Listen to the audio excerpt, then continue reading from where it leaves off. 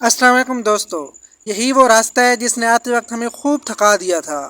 ہر چند قدم پر رکنا پڑ رہا تھا، لیکن اب جب ہم ارنگ کیل سے واپس ڈولی کی طرف اتر رہے ہیں تو حیرت کی بات یہ ہے کہ 45 منٹ کا سفر ہمارا لمحوں میں گزر گیا۔ آخر ایسا کیوں ہوا؟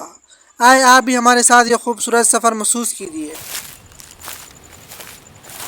ارنگ کیل کی خوبصورتی کو دل میں بسائے اب ہم واپسی کے راستے پر ہیں۔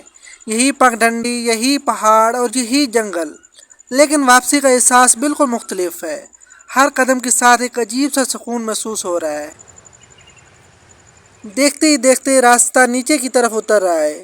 ٹھنڈی ہوا چہرے کو چھو رہی ہے، درختوں کی سرسراہٹ دل کو سکون دے رہی ہے، اور ہر موڑ پر کشمیر کی خوبصورتی ہمیں رک کر دیکھنے پر مجبور کر رہی ہے۔